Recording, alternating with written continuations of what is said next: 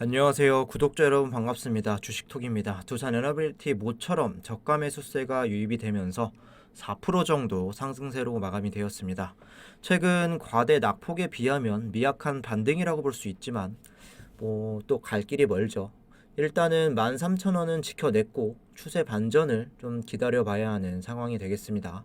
시장에 의해서 좀 저가 매수가 나온 건지 아니면 바닥을 잡으러 가는 건지 오늘 전체적인 흐름 정리를 해보도록 하겠습니다. 구독과 좋아요 한 번씩 눌러주시고 소통하는 방송인 만큼 궁금한 점 있다면 댓글 달아주시면 되겠습니다. 주식톡 유튜브 채널은 유한타증권사와 제휴를 맺고 있고 유한타증권사만 사용해 주시면 무료방 초대해드리고 있습니다. 작년 7월부터 1년이 넘는 기간 동안에 무료 텔레그램방을 운영을 하고 있는데요. 매일매일 두산 에너빌리티 좀 실시간 대응이라던가 종목 추천, 시장 상황, 매매에 도움되는 정보들을 올려드리고 있습니다. 최근에는 시장 상황을 고려해서 신규 종목은 최대한 좀 자제하고 있고 보수적인 관점에서 10월달 두 종목 추천을 드렸는데요. 한 개는 LX 인터내셔널 이렇게 4.5% 정도 수익권에 머물고 있고 어제 추천드렸던 KB금융도 오늘 좀 급등이 나오면서 한 3% 정도 좀 수익권에 잘 보유하고 있습니다. 주식은 팔알이 인내라는 말이 있듯이 적극적으로 매매해야 될 때 그리고 쉬어갈 때 타이밍 잘 보는 것도 중요하겠습니다. 두산 에너빌리티 앞으로 어떻게 대응할지 모르겠다는 분들이나 안정적으로 수익 보고 싶으신 분들은 부담 갖지 마시고 무료방 참여 요청해 주시면 되겠습니다. 유한타증권사만 이용해 주신다면 돈 하나 들지 않고 제가 1년 넘게 무료로 도와드리고 있고 관심 있으신 분들은 여기 번호로 문의 하나 남겨주시면 되겠습니다. 그럼 구독, 좋아요 눌러주셨으면 영상 시작을 해볼게요. 오늘은 시장이 모처럼 만에 강하게 반등세를 보여주었습니다. 간밤에 미국 증시에서 놀라운 반전도 있었기에 우리 증시 좋은 영향을 이어받았다고 볼 수가 있겠는데요. 9월달 미국 소비자 물가지수는 예상치를 상회하면서 초반에 나스닥이 마이너스 3% 이상 급락을 기록을 하면서 변동성이 확대가 되었으나 공포심이 과했다는 인식 속에 물량 유입과 영국에 대한 우려감이 일부 해소 국면으로 진행이 되었습니다. 바닥에서 플러스 5% 이상 끌어올리면서 미국 주요 지수들은 2% 넘게 또 상승으로 마감할 수 있었습니다. 우리 증시도 전일 CPI를 앞두고 너무 과도하게 좀 밀어내면서 어제 좀 선반영되었다고 볼 수 있고 오늘은 초반부터 좀 우상향하는 분위기를 장 막판까지 이렇게 이어갔다 볼 수 있겠습니다. 오늘 코스피 같은 경우는 2.3% 상승, 코스닥은 무려 4%까지 좀 급등을 했고 원달러 환율은 지난밤 CPI 발표 직후에 1447원까지도 급등을 했으나 다시 1420원대로 리턴을 했습니다. 시장의 수급들도 장 초반에는 외인이나 기관들이 좀 간보는 흐름에서 점차 시간이 흐를수록 매수세를 늘려가더니 막판에 강하게 좀 받쳐 주었습니다. 오늘 외인들은 코스피 2,600억 순매수가 됐고 코스닥은 1,830억 순매수가 되었습니다. 기관들도 오늘 코스피에는 3,600억 순매수, 코스닥에서도 1,450억 이렇게 매수를 하면서 전반적으로 좀 반등 대세장이 연출이 되었습니다. 정리를 해보자면 9월달 물가가 예상을 소폭 상회시키기는 했으나 점차 둔화될 것이라는 이런 기대 자체는 남아 있습니다. 하지만 관건은 둔화 속도로 볼 수 있는데 6월달 이후에 미국 인플레이션 둔화는 아직까지 대부분 에너지 가격 하락에 기인을 하고 있고 당장 또 10월 그리고 11월 물가가 앞으로 좀 크게 둔화가 되어야 금리 인상에 대한 기조도 좀 변화가 생길 수 있을 것이고 시장도 좀 반등 흐름을 이어나갈 수 있다고 보시면 되겠습니다. 일단 이번 달 말까지 증시 부양책도 진행한다고 하는데 반등장이 나오길 좀 기다려 보도록 하겠습니다. 이어서 원전 관련주들도 보도록 하겠습니다. 전체적인 시장 반등과 함께 수급도 이렇게 좀 받쳐주면서 좋은 흐름을 만들어갈 수 있었습니다. 지난 8월 말이죠. 두산 에너빌리티는 23,000원이라는 고점을 기록한 이후에 현재까지 약 45% 이상 좀 하락 추세를 이어오면서 중요 구간을 계속 이탈시켜 왔는데요. 오랜만에 4% 가까운 이런 반등이 나왔습니다. 초반에 3% 이상 갭 상승 출발한 이후에 플러스 1%대까지 밀리는 모습도 있으나 잘 버텨냈다고 볼 수 있고, 욕심 같아선 오늘 5일선 위로 크게 더 올랐으면 좋았을 것 같은데요. 추가적인 상승은 주지 않았습니다.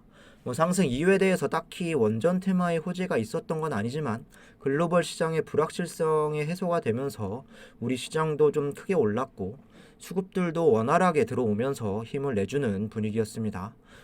사실 어제까지만 해도 이렇게 상승할 거라는 분위기는 애초에 없었고, 오늘의 반등으로 바닥을 잡았다 이렇게 단정을 지을 수는 없지만 시장이 오르니 막상 시장이 또 오르니 따라가는 모습이고, 앞으로 좀 증시만 잘 살아날 수 있다면 주가 회복세 탈 수 있다 보시면 되겠습니다. 오늘을 기점으로 다음 주 또 연속적으로 한 3일에서 4일 정도 좀 주가의 이제 상승세를 이어나갈 수 있다면 이전에 하락했던 부분들은 또 있고 새로운 분위기에서 또 해볼 수 있다는 이런 마인드가 생기실 수 있을 것 같습니다. 투심도 빠르게 회복이 되겠죠. 오늘 상승했던 부분은 다음 주 다시 까먹는 일이 최대한 늦게 나오길 바라면서 기다려 보도록 하겠습니다. 다음으로 매매 동향 살펴보도록 하겠습니다. 어제는 외인이 100만 주 이상 순매수가 들어와도 주가는 7% 이상 급락을 시키더니 금일은 외인과 기관이 또 동반 매수세가 유입이 되면서 4% 가까이 끌어올렸습니다. 오늘 외인은 51만 주 순매수가 되었고 기관은 17만 2천 주 순매수, 프로그램도 48만 주 순매수 되면서 이렇게 좀 빨갛게 마무리가 되었습니다. 외인들과 그리고 여기 보이는 프로그램은 4일 연속 매수세를 유지하고 있으나 4일 동안 주가 흐름을 보면 크게 긍정적인 요소는 없었는데요. 기관이 오늘 조금 들어오고 받쳐주니 바로 또 상승을 보여주는 흐름입니다. 기관 전체적인 투자자로 좀 보시면 대체로 파란불이 훨씬 많았지만 나간 물량은 5천주 미만으로 좀 적었고, 금융투자 15만 2천주, 연기금 5만 7천주 좀 중요한 수급들이 그래도 들어와 주었습니다. 연기금을 쭉 보시면 여기 보이시는 9월 21일부터 계속된 매도세를 이렇게 일관해 왔는데요. 10월달 옵션 만기일이 어제의 날짜로 끝나자마자 오늘 5만 7천주 순매수로 좀 전환이 되었습니다. 앞으로 좀 연기금이 매수세로 전환을 할 수 있을지 체크를 해 보셔야 할 것 같습니다. 이렇게 외인과 그리고 프로그램은 이미 며칠 전부터 좀 저가 매수세가 들어와 주면서 바닥을 잡아가려는 건지 어쨌든 매수세가 좀 유입이 되고 있고, 기관들만 오늘과 같이 좀 살아날 수만 있다면 시장 상승과 함께 주가 회복도 기대해 볼만 하겠습니다. 공매도를 보시면 비율 2.48%로 수량은 12만 1000주 공매 물량이 나왔습니다. 오늘 외인과 기관이 매수세로 전환을 하면서 공매 비율이 좀 줄어들었다고 볼 수 있고, 공매 잔고로 좀 보시면 10월 11일 기준 1146만 주로 전일 대비 50만 주 가량 또 감소세를 보였습니다. 대차 잔고도 좀 보시면 10월 13일 기준이죠. 잔고 수량이 3천만 주, 잔고 금액이 3,800억으로 한 300억 정도 하락을 하면서 유지가 되었습니다. 주가도 어느 정도 바닥권이라고 생각이 들고, 또 공매도의 비율도 좀 어제 오늘 줄어가고 있고, 외인과 기관 주요 수급들만 꾸준히 받쳐준다면 조만간 또 반등이 나와주지 않을까, 또 시장만 크게 빠지지 않는다면 그렇게 되지 않을까 기대를 해보도록 하겠습니다. 이어서 차트 흐름 보도록 하겠습니다. 최근에 좀 하락 추세가 깊어지고 있는 가운데 이렇게 좀 계단식 하락이 계속 발생하고 있습니다. 일단 오늘은 추가적인 하락세가 나오진 않았고 시장 반등세에 따라서 한 4% 정도 상승을 했죠. 그러면서 13,100원으로 마무리가 되었는데요. 갭 상승이 3% 이상 출발을 했지만 장 막판까지 쉽사리 밀리지 않는 모습으로 양봉으로 마감이 되었습니다. 그래도 오늘만큼은 앞서 보신 것처럼 매수세가 좀 유입이 되었다고 볼 수 있겠습니다. 제가 현재 무료로 운영 중인 텔레그램 방에서는 13,000원 이하 추가 매수 자리 한번 잡아드렸고, 주식에서는 완전한 저점을 찾는 건 불가능하기도 하고, 앞으로 좀 떨어질 이런 폭보다는 또 상승할 수 있는 이런 폭 자체가 더 크다고 생각을 해서 일단 추가 매수 진행을 드렸습니다. 영상 시청하시는 분들도 추가 매수가 필요하시다고 생각하시는 분들은 13,000원 부근에서 좀 떨어졌을 때 고려해 보시면 될 것 같습니다. 여기 이평선들을 좀 보시면 5일선, 11선, 그리고 21선까지 모두 하락 추세로 많이 꺾여 있는 상황이죠. 지금 가장 필요한 건 이런 이평선들이 다시 이렇게 상승 추세로 돌려주는 게 중요할 것 같고, 우선적으로 일단 바닥을 잡아갈지가 다음 주 상당히 중요할 것 같습니다. 어제는 바닥권이라고 할 수 있는 부근에서 또 급락이 연출이 되었고, 하루 만에 오늘 4% 정도 반등이 나왔는데요. 다음 주 한 2, 3일 정도만 또 추가적인 상승세가 이어진다고 하면 추세에 대한 이런 전환도 한번 노려볼 만 하겠습니다. 다만 이번 조정을 겪는 구간, 중요하다고 생각되는 구간들을 굉장히 많이 이탈을 했고, 장대 음봉이 크게 자리한 이후에 또 며칠간 지지하는 모습을 보이다 계속 장대 음봉을 때려 맞았는데요. 다시 시장에 크게 눌려버리는 일이 다반사였기 때문에 오늘의 상승으로 아직은 바닥을 논하기엔 며칠 더 지켜보셔야 할 것 같습니다. 최소한 투심이 살아나기 위해선 주가가 그래도 여기 박스권이죠. 한 16,000원에서 17,400원까지 좀 빠르게 되돌리는 흐름이 필요할 것 같고, 양봉의 거래량 1,000만 이상 이런 분발도 좀 필요할 것 같습니다. 아직은 오늘의 반등으로 낙관적으로만 생각할 수는 없을 듯하고, 당분간 좀 추세를 돌리고 고개를 좀 들어 올릴지 지켜보도록 하겠습니다. 마지막으로 기사 하나만 읽고 마무리하도록 하겠습니다. 세계원자력협회 사무총장, 한국의 탈원전 정책 철회는 전 세계 기후위기 대응에 희소식이다라는 이야기를 했습니다. 한국의 탈원전 정책은 희소식이다. 세계원자력협회 사무총장은 9월 26일 서면 인터뷰에서 이같이 밝혔다. 세계원자력협회는 원자력 발전을 촉진하고 세계원자력 산업계 기업들을 지원하기 위해 2001년 설립된 국제단체다. 글로벌 원자력 산업계를 대표하는 단체로 매년 발표하는 원자력 관련 통계와 연구 보고서가 많은 국가에서 인용되고 있다. 원전이 왜 필요할까? 원자력은 탄소 발생 없이 전기와 열을 동시에 생산할 수 있는 유일한 기술이기 때문이다. 우리가 당면한 기후변화 위기에 대응하기 위해선 저탄소 에너지 기술이 필요하다.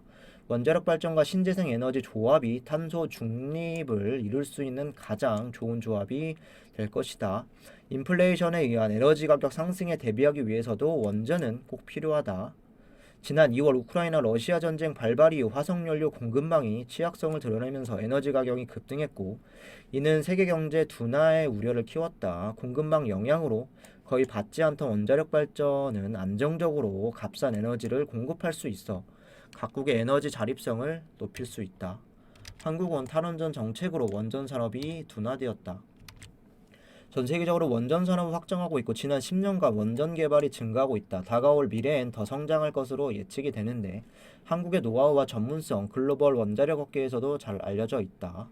한국은 아랍에미리트 바라카 원전 건설과 가동으로 세계에서 높은 원전 기술력을 알렸고, 지난 5년간 한국의 탈원전 정책은 안타깝지만 지난 40년간 한국이 개발할 기술과 전문성을 하루아침에 사라지게 하진 않을 것이라고 본다. 원전 기술 인력 이탈 문제는 한국의 탈원전 정책 때문에 기업들의 젊은 인력이 확보하는 데 어려움을 겪었을 것이다. 원전 부흥을 위해 한국 대학들이 원전 엔지니어 육성을 위한 노력을 강화하고 원자력 산업이 계속 발전할 수 있도록 인재를 공급해야 하는 역할을 해야 한다고 밝혔다. 한국의 탈원전 정책 철회를 어떻게 평가하는지에 대해서는 원자력 발전은 탄소 중립을 가능하게 하는 대표적인 에너지원으로 한국의 원자력 산업계는 탄소 중립 과제를 수행할 수 있는 기술 노하우와 전문성을 가지고 있다. 한국의 탈원전 정책 철회는 시소식으로 기술력 높은 항공원전 기업들의 수출 활로가 열리고 기후변화 위기에 대응하기 위한 원전 증가에도 긍정적으로 작용할 것이다. 마지막으로 에너지 가격 안정을 위한 원전 확대가 ESG 기조에 반하지는 않나. 원전은 ESG 목표 달성에 크게 기여한다. 원자력은 탄소 배출을 줄이는 청정 기술이다. 원자력은 모든 에너지 중 가장 작은 에너지 발자국을 남긴다는 점에서 ESG 환경을 만족시킨다.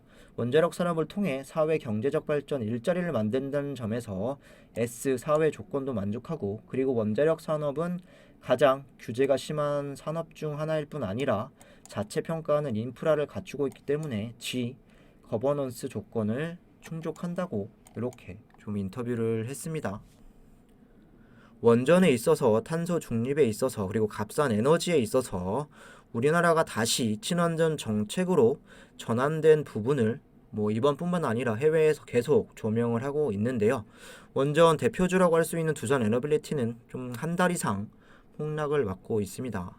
하지만 이런 기대감은 계속 가져갈 필요는 있고, SMR 기자재 공급 소식이라던가 또 원전 수주가 그 어느 때보다 좀 가능성이 높은 상황이기 때문에 다시 좀 투심이 회복될 수 있을 것으로 보이고, 시장만 정상적으로 살아난다면 과대 낙폭주들 또 회복세 강하게 나올 수 있다고 생각을 합니다. 보유하고 계신 분들 지금은 많이 힘드시겠지만 좀 힘 좀 내셨으면 좋을 것 같습니다. 이상으로 영상 마무리하도록 하겠습니다. 구독과 좋아요 안 눌러주신 분들은 다시 한 번씩 부탁드리고, 두산 에너빌리티 대응하기 어려우신 분들이나 또 이렇게 꾸준하게 좀 수익 보고 싶으신 분들은 유한타만 사용하면 모든 게 무료다 설명드렸습니다. 관심 있으신 분들은 여기 번호로 문자 하나 남겨주시면 되겠습니다. 감사합니다.